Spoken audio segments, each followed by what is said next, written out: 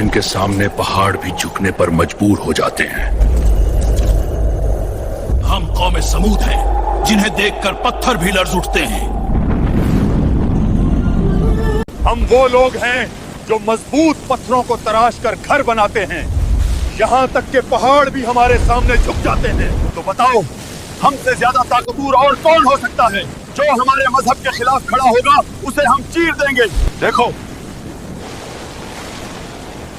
یہ سب ہمارا خدا ہے اور ان کے سامنے ہمارے لوگ ہیں۔ ہمارے باپ دادا بھی ان کی عبادت کرتے آئے ہیں اور ہم بھی ان کی عبادت کریں گے۔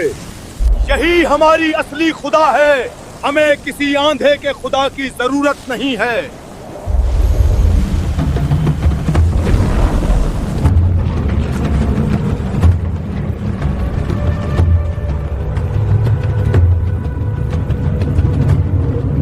لا اے میری قوم، تمہیں اللہ نے بہت طاقت دی ہے، لیکن اس کا مطلب یہ نہیں کہ تم تکبر اور غرور کرو اور اپنے رب کو بھول جاؤ۔ سنا ہے کوئی نبوت کا دعوی کر رہا ہے۔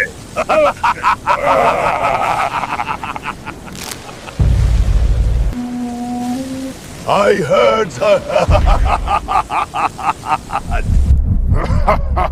اور یہ کہہ رہا ہے کہ ہم اپنے دیوتاؤں کی عبادت کو چھوڑ دیں۔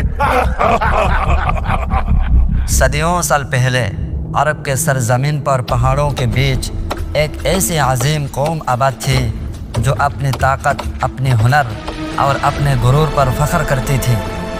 یہ تھی قوم سمود، وہی قوم جس کے پاس دنیا کی ہر نعمت موجود تھی مگر ایمان کا چراغ بجھ چکا تھا۔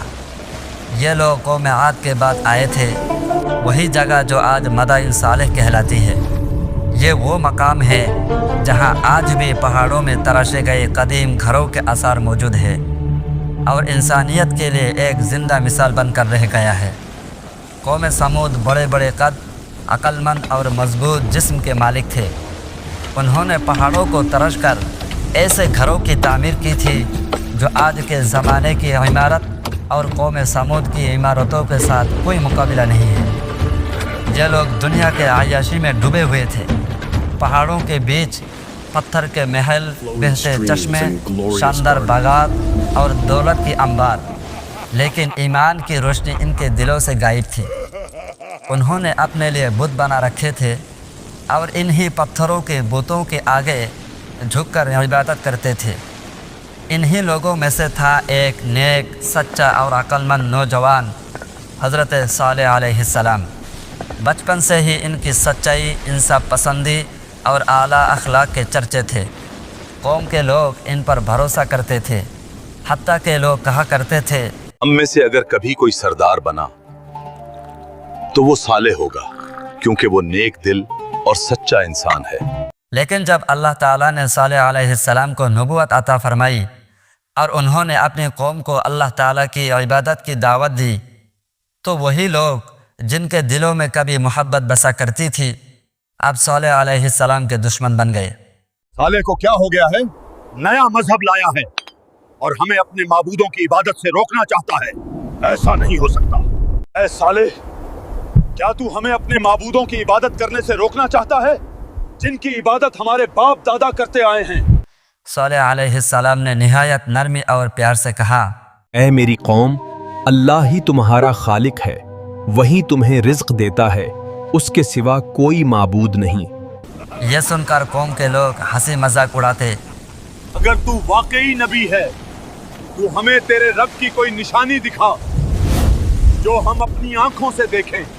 قوم نے شرط رکھی، اگر تو سچا نبی ہے تو اس پہاڑ سے ایک زندہ اٹھنی نکل کر دکھا۔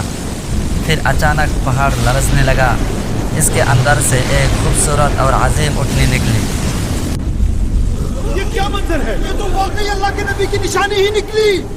یہ اونٹنی اللہ کی نشانی نہیں ہے، یہ تو جادو ہے۔ نہیں، یہی سچ ہے۔ صالح علیہ السلام نے کہا، یہ اللہ کی اونٹنی ہے، اسے اللہ کی نشانی سمجھو۔ یہ اللہ کی اونٹنی ہے، اسے نقصان نہ پہنچانا ورنہ تم پر عذاب نازل ہوگا۔ اللہ تعالیٰ نے حکم دیا کہ اس اونٹنی کے لیے ایک دن مقرر کر دیا جائے۔ ایک دن اونٹنی پانی پیتی اور دوسرے دن قوم کے تمام جانور۔ جب اونٹنی پانی پیتی تو پورا پانی خالی ہو جاتا، لیکن اللہ تعالیٰ اس دن انہیں دودھ کی اتنی برکت دیتا کہ سب کی ضرورت پوری ہو جاتی۔